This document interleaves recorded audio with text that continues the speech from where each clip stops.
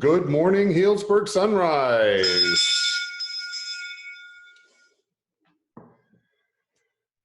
I'll start us off with an inspiration. I think a lot of us are spending a lot of time reading right now to sort of escape the current situation, at least in our own minds. And I found an appropriate quote from Ursula K. Le Guin, which seemed appropriate. And she said, "The direction of escape is towards freedom.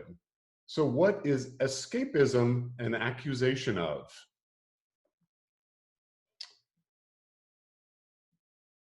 Like, I think we all need a little bit more escapism going on.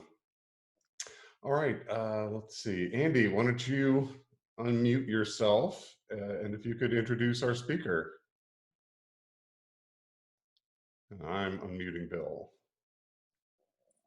Thank you, President Lance. I think what we're going to do first is we're going to introduce the students first. Okay.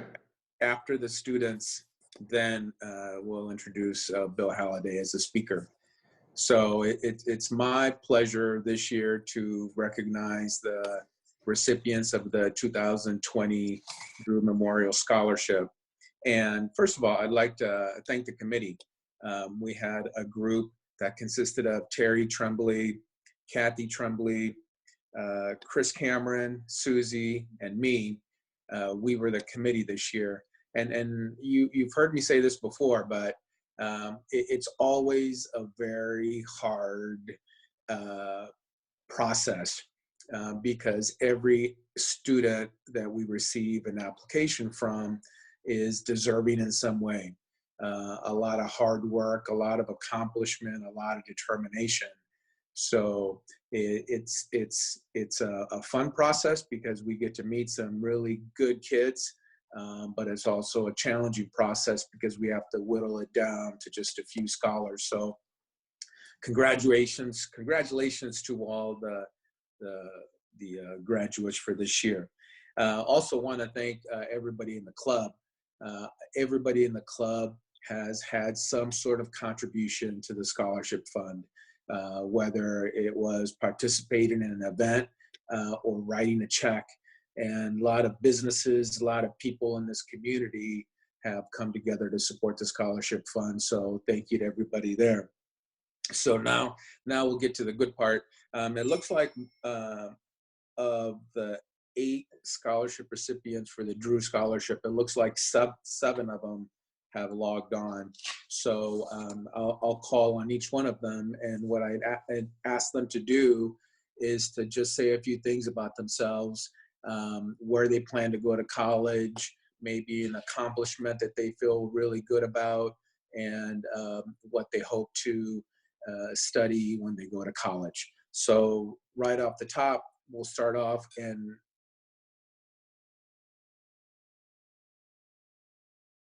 congratulations to all of you. Keep up the hard work, and hopefully you'll keep in touch with us as you go forward and prosper and succeed in college.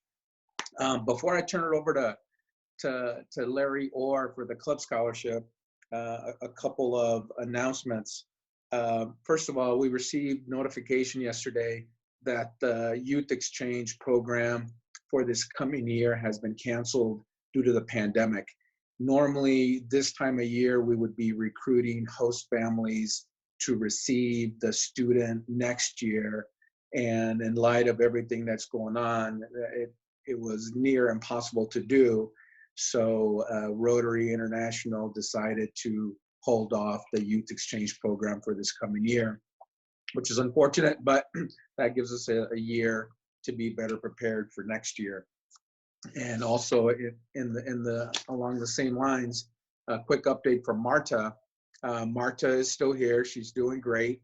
Some of you had made donations to her fund to attend the Rotary trip to Hawaii. Unfortunately, the trip was canceled. I mentioned this once before, but if you made a donation to Marta and you'd like some of that back, excuse me, let us know and we'll get that back to you. But Marta will be here through the summer. She'll be speaking to us hopefully next month. she has a couple of road trips coming up with her host family. She'll get down to Los Angeles and over to Montana. So she's excited about that. It's been a little bit hard, of course, with the shelter in place, but Marta's doing well. And then one scholarship comment or update. We're hoping that we can still have the golf tournament this year. We've been talking to the good folks over at Taman, and they think they'll know more in September. They'll know more in June. It probably will not be the same event that we've known with how many golfers? 90 golfers. No, how many golfers, Terry? 90, 72 golfers, and then approximately a total of 100 people for lunch or dinner. It will probably not look that way, but we're hopeful that we'll be able to have some form of event in September. Okay, that's it for me. Now I'll turn it over to Larry Orr for the club scholarships. Thank you very much, Andy and President Lance. I'd like to announce that we have awarded 2 Jack Valerga Scholar Athlete scholarships this year. The 2 recipients are Hannah Webb and Connor Browning.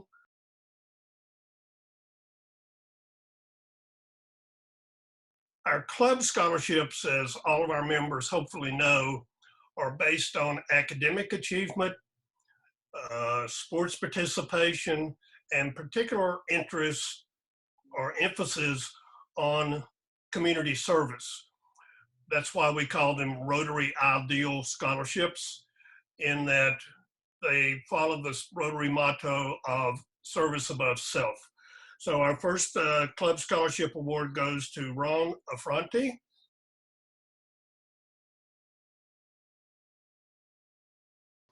And while I have another minute or two of mic time, I'd like to ask Shelley Anderson to make a few comments about the McCord Career Center and the role that she plays at Healdsburg High School for the members that maybe don't know that much about her job and what she does for the students and for the high school.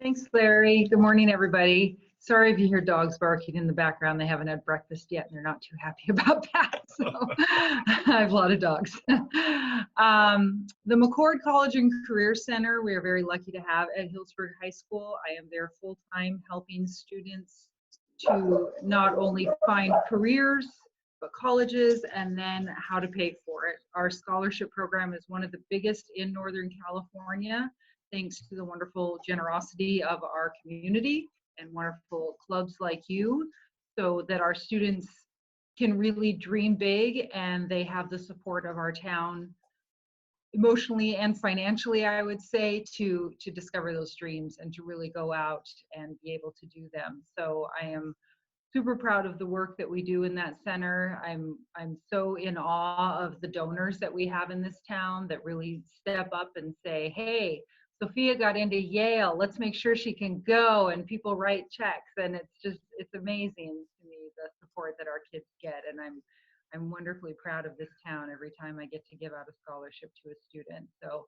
thank you all very much for that, and if you ever have any questions, you can always ask me. Last year, a community member came and watched our scholarship award ceremony and called me literally the next day and said, I want to start a scholarship in the name of my father, and I want to give it to this, and we actually had 6 new scholarships this year come in. So word is spreading that everybody knows college is expensive, but we still want our kids to be able to do it. So it's really wonderful that our community is supporting our kids so much. Thank you very much, Charlotte. Before I turn the mic back over to Andy to introduce our speaker this morning, I would mention that I hope next year we can maybe reinstitute scholarship awards night at the Raven Theater, and hope to get a number of our members to attend. It is incredibly impressive to see the community support for graduating seniors of Healdsburg High School. So Andy, please take it away and introduce our speaker. Thank you, Larry. I'll have to admit, I forgot to ask Bill for a bio, but we've known Bill for many years. First as the principal at the junior high, and of course now the principal at the high school. Doing a lot of good work with the school. Been a great guy to work with, and I turn it over to Bill Halliday to give us an update on what's happening at Healdsburg High School. Thank you, Andy. You know, I want to begin by saying how proud I am of the students that were introduced today and the students that received scholarship and recognition. It's a fantastic group of students. And I do want to remind the Rotarians that this is a group of students who have experienced a great amount of hardship and challenge in their 4 years of high school. These are the students that have been evacuated for fires and floods and smoke and bad air quality. These are the students who now are not able to celebrate graduation in a traditional way because of a pandemic, something that none of us would ever thought we'd ever experience. And to hear of their accomplishments in the face of these challenges is truly remarkable. And I think I will never, throughout my career, I will never forget a class of graduates like this group. And these representatives today are an indication of what a strong group it is. And then secondly, I want to say to the students that most of you have been listening to me speak since elementary school. And if you'd like to check out and go back to bed and catch up on lost teenage sleep by getting up at 6:30 and getting ready for this, I will not be offended if you click out, or if you go and finish up studies you may have, or the volunteer or the work that you're doing. So again, if you'd rather click out while I do my speech, that's okay. And thank you for everything you've done for our community and your contributions and your time at the high school. Thank you. Okay, I was asked to talk a little bit about the sequence of events and what we've learned and what we've gleaned from the experience of being a distance learning school. So I was going to start, I'll talk for about 5 minutes, and I'm hoping we have an opportunity at the end for people to ask questions, and we'll figure out a way to do that virtually. But we kind of knew before spring break that this might be a possibility. And again, that takes us back to March. And it's hard to remember that far back because time has been so blurred since we've all been at the stay-at-home orders. We knew before we went to break that more than likely we would be coming back in some kind of different type of scenario, potentially with our doors shuttered and students having to do distance learning. And we actually began preparing this for this over spring break. Our teachers did a lot of work over spring break, and the first real conflict that happened in how we're going to design this is our teachers were very frustrated at their principal for not telling them what we were going to do after we returned from spring break. And we had a very difficult Zoom meeting on the first day back of work after we'd called the closure. And I had to remind our teachers that contractually, I actually can't ask them to do any work over break. But because our teachers are who they are and so committed to providing the best services possible, they took it upon themselves to start designing a digital learning, a distance learning platform before they even had to. It was akin to fix the airplane and build the airplane when it's already in the air. None of us had done this before. We were blessed. We had a few steps ahead of many of the other school districts around us. And we actually began proper distance learning weeks ahead of most of our sister and brother schools north and south of us. We had the advantage of all our students having Chromebooks. All of our students had a device that they could key into. We had the advantage of already identifying families that had difficulty with connectivity, and we had distributed what are called hotspots, which are boosters to try to get a better signal and more bandwidth. And we'd also asked all our teachers to create what's called a Power School Learning page or a Google Classroom page, so students could already find what work was going to be required of them and communicated through their teacher through a Power School Learning or Google Classroom platform. So we had a good start to do this. And again, many of the schools around us were not as fortunate as we were and had to really scramble to get tablets to their and devices to their students and connectivity to their students.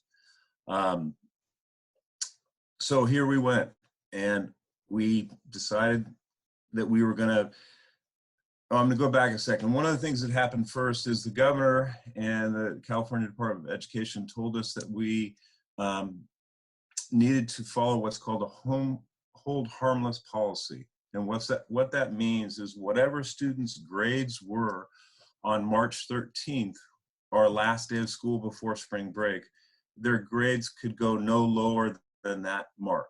So if they had a C- on March 13th in their math class, and they were fine with that, they were required to do no more work. If they had an F in their math class on March 13th, their grade could only go up if they participated and engaged in the distance learning platform. This was done for a very simple reason, is that we could not speculate or ascertain what the stresses were and what the challenges were in each family that we served. Some of our students had connectivity difficulty in their households, and it was difficult for them to participate fully in the program. Some of our students were going to be spending their day providing daycare for their younger siblings while their mother and father went to work. Some of our families had great economic hardship due to job losses based on the shuttering of the doors of many businesses in our community. And so it was determined that we would hold our students harmless and they could only improve their grades. This was a challenge for many of our teachers because they felt that students were not going to be held accountable.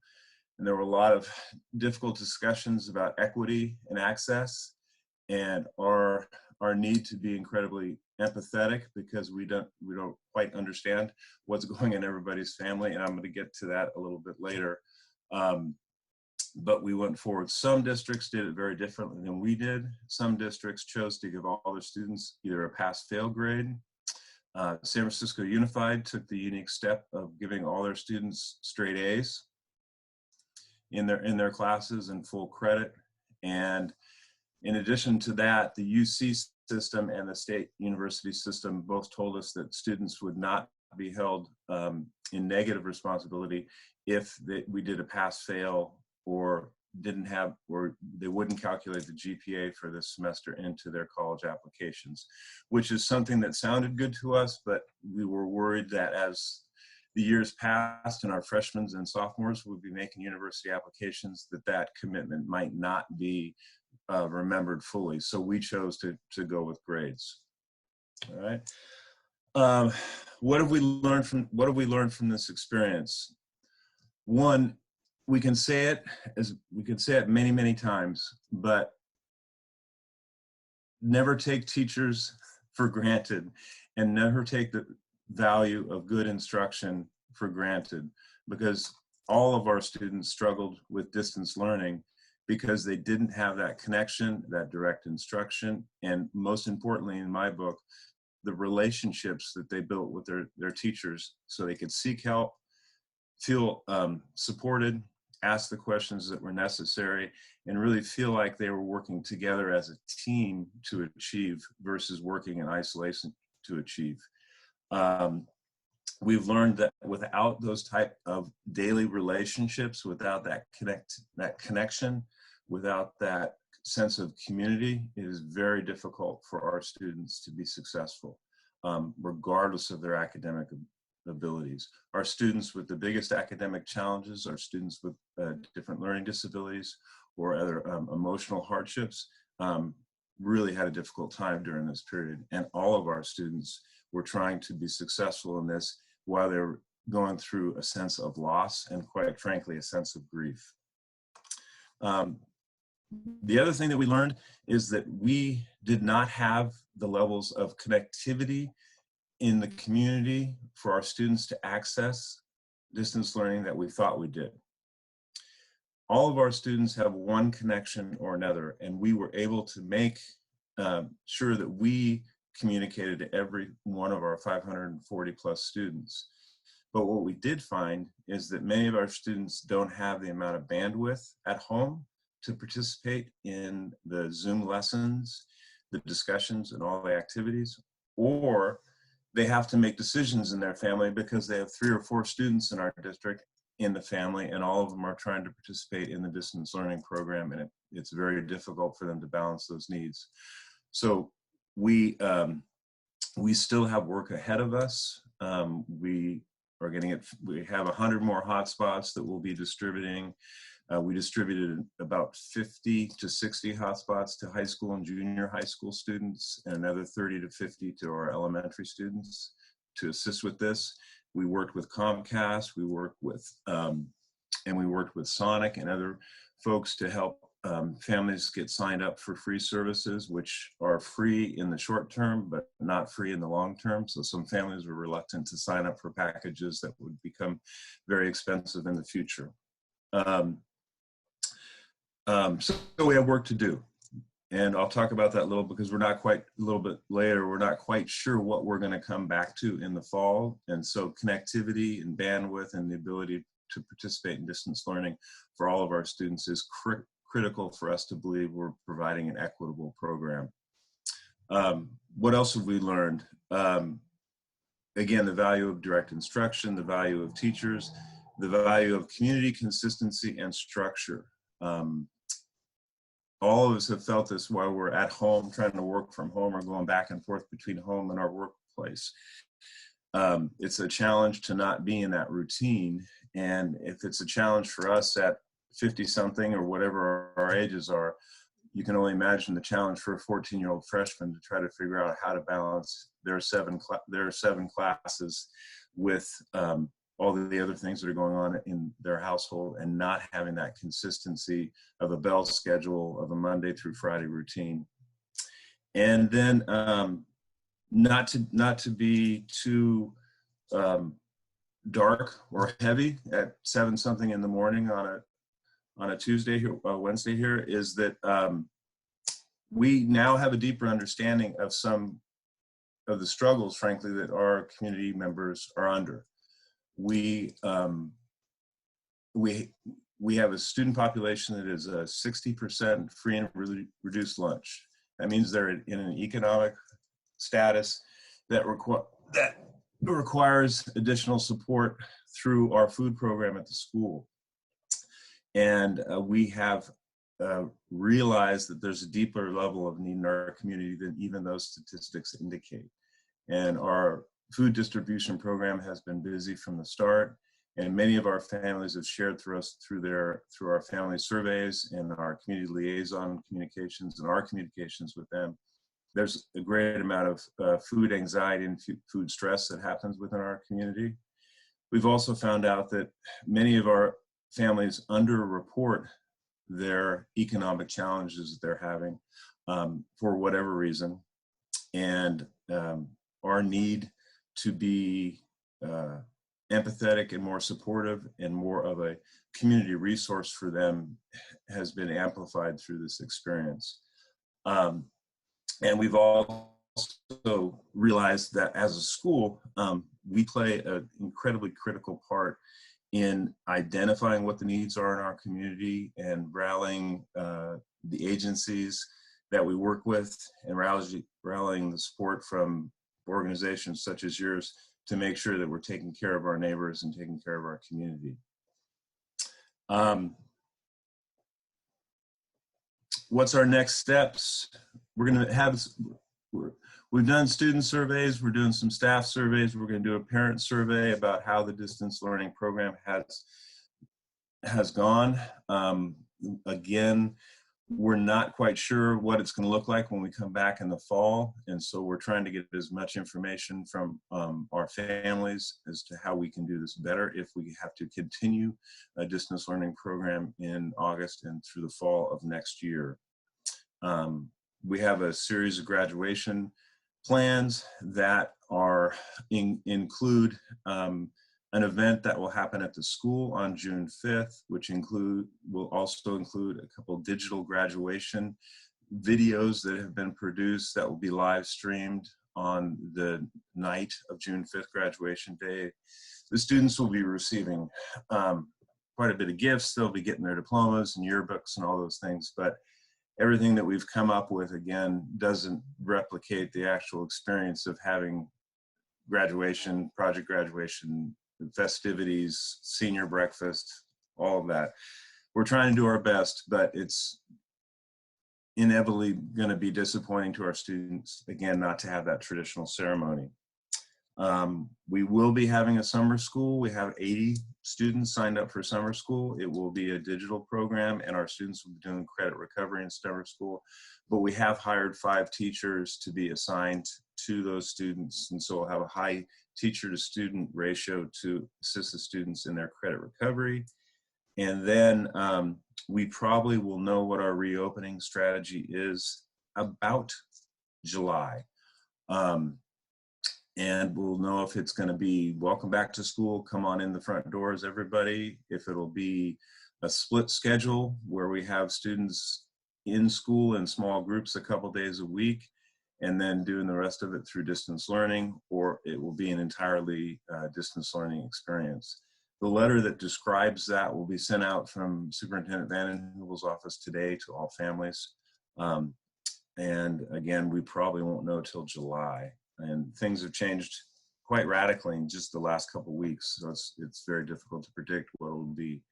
And again, I want to say, incredibly proud of the job our teachers have done, incredibly proud of the job that our students have done in the face of this hardship, and it's been a difficult but a powerful learning experience for the entire community. So I'd be happy to answer any questions if people have. I have a question for you, Bill. I don't know how involved you are in the budget process, but I understand there are some concerns with funding for the school. Yeah, we will take a hit with our budget. The good news is that, as most of you are aware, we're a property tax driven budget school. We're a locally funded school, what the state calls basic aid.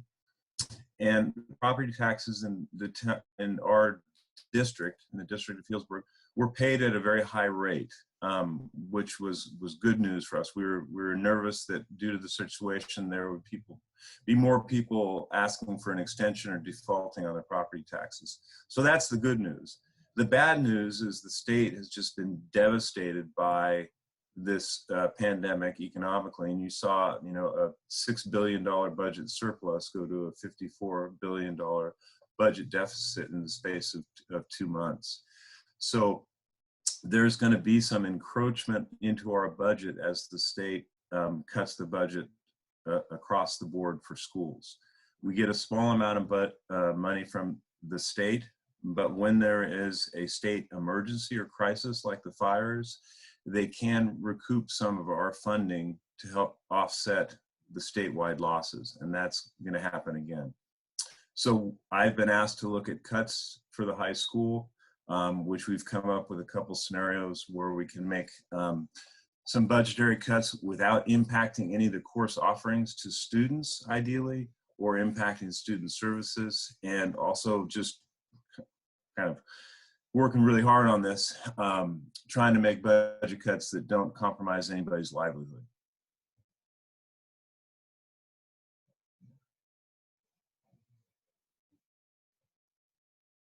I have another question for you, Bill. Any idea how soon campus might be open for events or activities like in the gyms?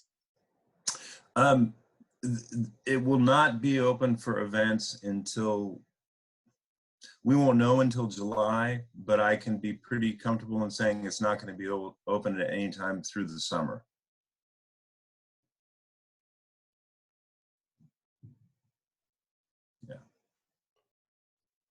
Yeah, and one thing I should mention a little bit about next year too is we're in discussions with CIF, California Interscholastic Federation, that oversees the state sports program.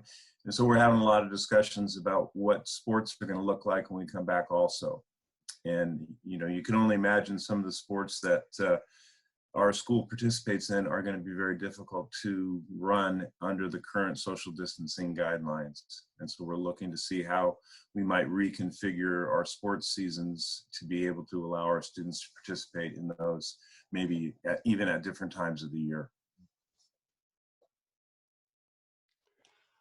So Bill, do you have any need for volunteers? Is there any ways in which clubs like ours can be contributing to help out? You know, right now, getting through to the end of the year, I think we're fine.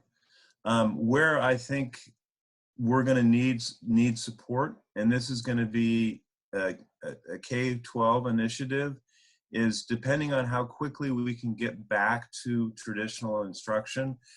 There's going to be a great amount of learning loss across the board, and I think we're going to need to develop different types of community tutoring support for our students, especially at the elementary level, where those years are so critical for core development of academic strength. So I think come in the fall, when we can get small groups back together and work, I think we'll have a need for more volunteers to work with small groups of students and individuals to help them overcome the learning loss that's occurring right now.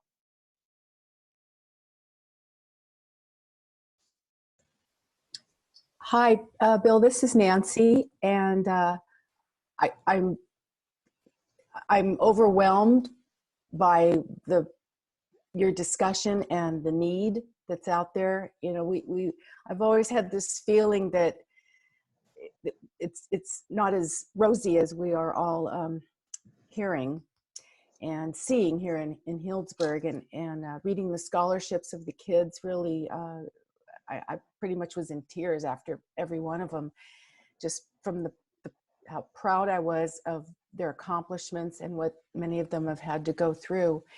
Can you, and it's overwhelming me what the school has to deal with besides just teaching. You know, it's unbelievable. So as we get more into the next term, who should we stay in touch with to help with what you were just suggesting relative to the tutoring and things like that?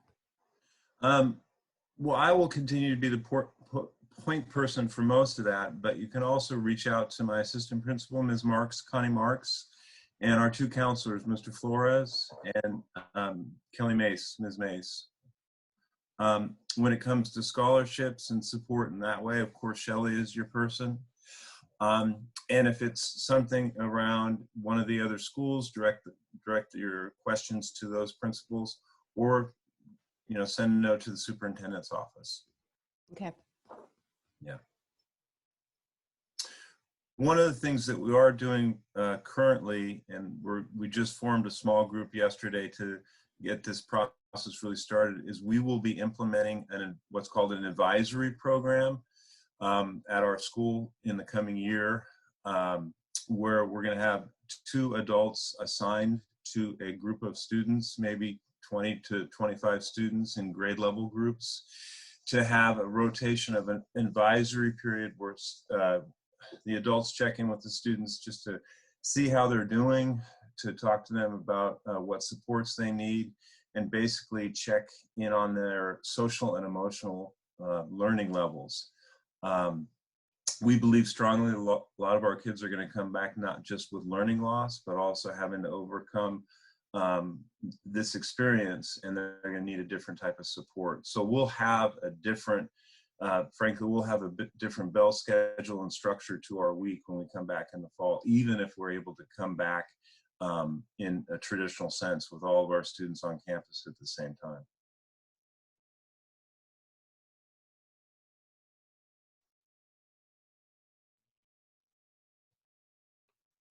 Do we have any other questions? Just go ahead and unmute yourself. I just wanted to say a comment to Bill. This is Colleen. Hi, Bill. Hey, how you doing? I'm good. Bill, I just wanted to say, from someone else who had to like really shift gears at the very beginning of this pandemic, I couldn't even do basic math because it was just, my brain was like, what is happening right now? So I just wanted to say to you, thank you, because it takes great leadership to stand in that moment and try and figure out, when everything is whirling around you, what you have to do to help our students continue on their path, to guide the teachers while you yourself are in the middle of this. So I just wanted to say thank you, because I know firsthand what that feels like. It's scary because you don't even know what is happening, but you have to lead. So I just wanted to say, on behalf of all of us, thank you so much for the care and consideration you've given our students, our teachers, everybody at the school, to keep it going and to keep there's continuity and a feeling of safetyness. You need that in this time. So the fact that you stayed safe, you kept us going, I just want to say thank you and applaud you for the effort that you've given us. Thank you, Colleen. Thank you. Well, An amazing leader. you got to meet these students this morning, and when you get to work with students like we have in Healdsburg, it quite frankly is what motivates me every day. The kids you see in front of you. So thank you. Well, you've been tested on your acumen and your student relationships, community relationships, and I think you've done outstanding. Hopefully, some way they are going to recognize that and laud you in some supportive way. All I want at this point is I want a free haircut. Me too.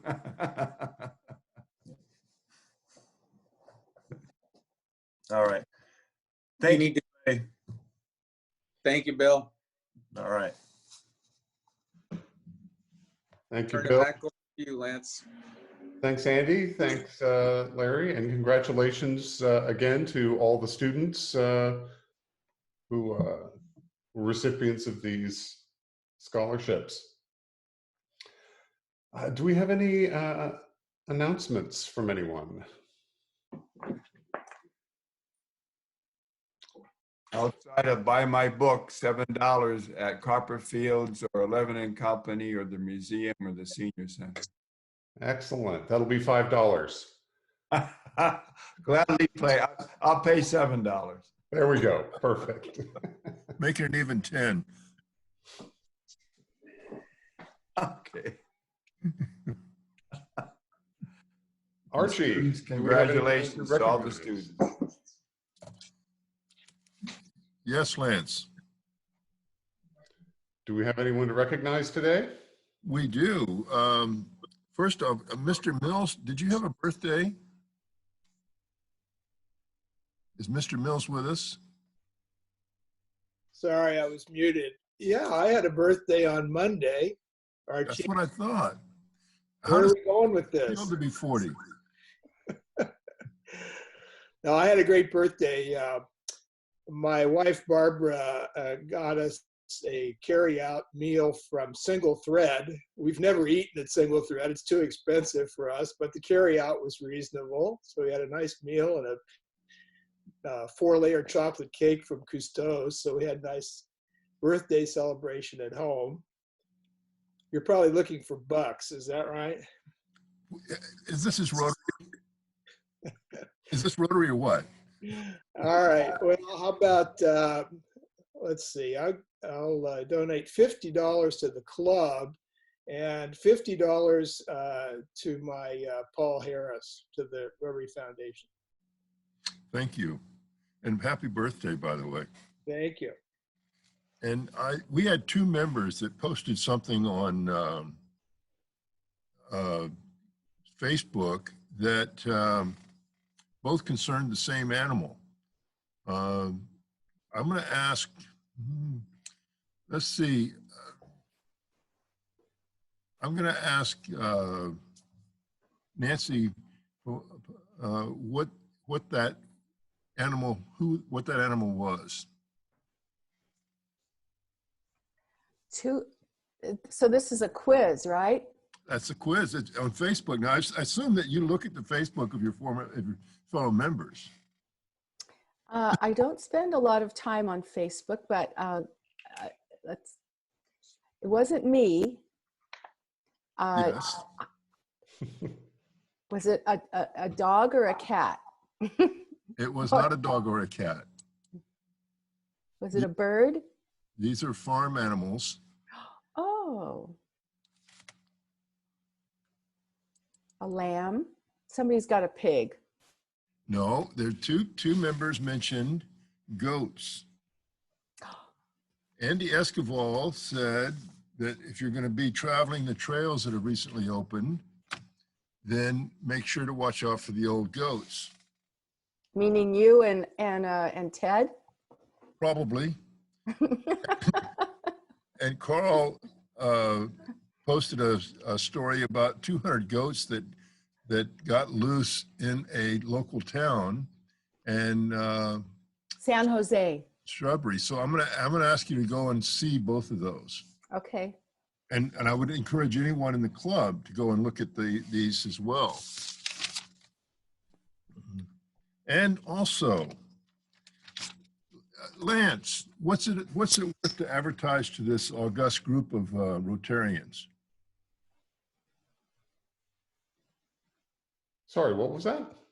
What's it worth for a person to advertise this august group of Rotarians? I think direct advertisements would certainly be maybe $10 a mention. Okay, well, let's talk about the boot a little bit and see if you still feel the same way. All right.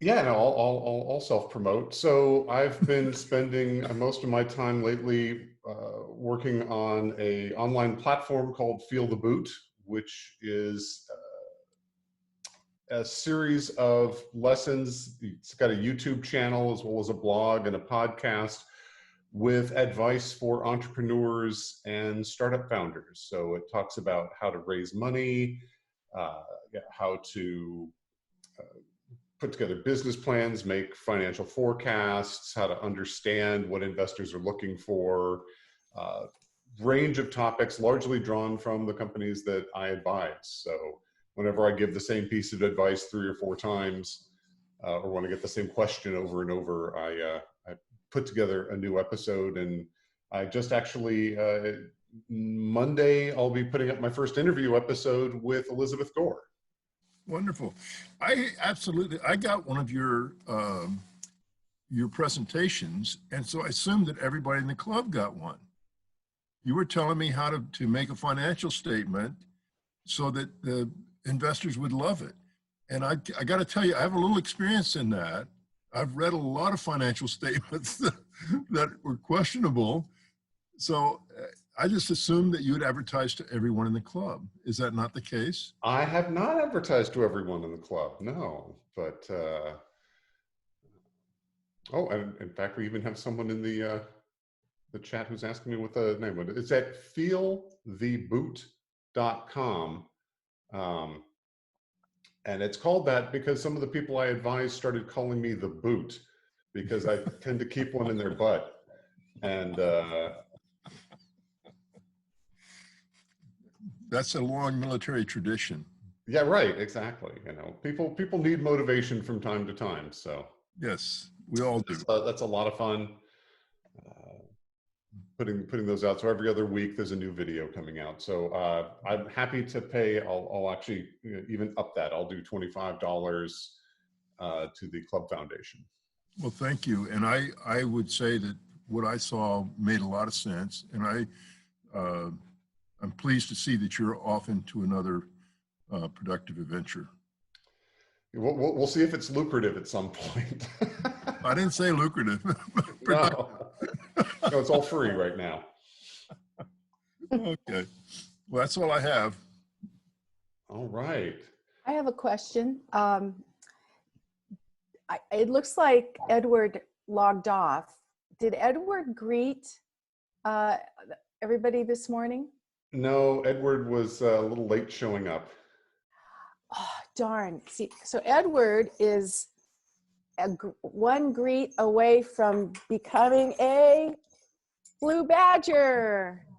So we need to get him to greet everybody at our next meeting.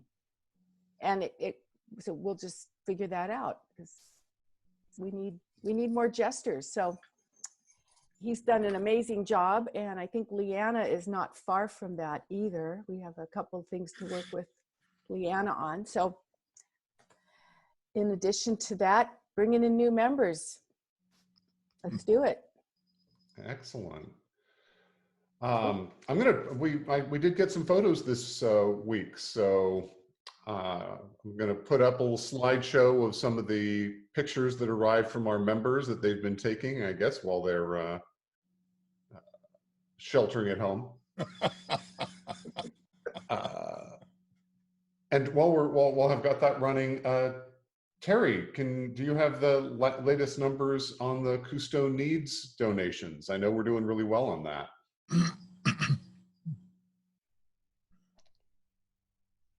As you know, we put together a matching program. So a number of members donated. So we had a $1,500 match. So the first $1,500 from members donated would get matched from this $1,500 fund. And then of course, Cousteau is matching every bread loaf bought with a matching bread loaf. So each $5 loaf is now getting you 4 loaves.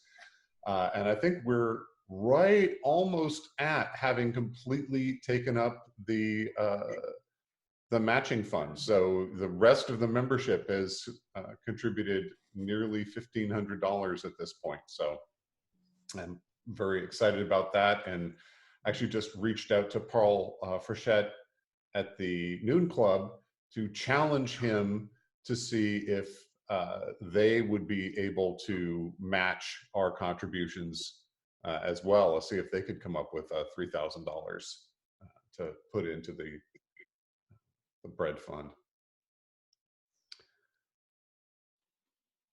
Are there any other announcements? And there's Cousteau right there.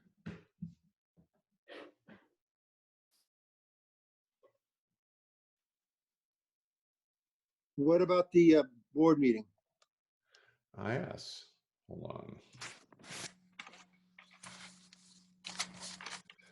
So the next meeting, May 27th, is our next board meeting. It will be same time, same Zoom link as usual.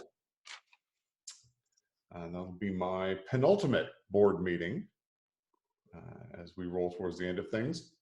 And then the next regular meeting is going to be June 3rd, and we're going to be hearing from the Chief Medical Officer, Suzanne Labby, probably, of the Alliance Medical Center. So hopefully we'll get some really interesting and useful learning from her. I want to thank our guests. Bill Halliday, thanks so much for coming and speaking with us. And once again, congratulations to all of the students who were here, and many of whom are still here. So thanks for hanging through the entire long meeting. We still have our special guest, Tom Tievendale. Thanks so much for continuing to join here. We'll rope you in as a full permanent member soon. Thank you. And parting thought of the day. Not only must we be good, but we must be good for something. David Thoreau. Go forth and Rotary the heck out of your week in isolation.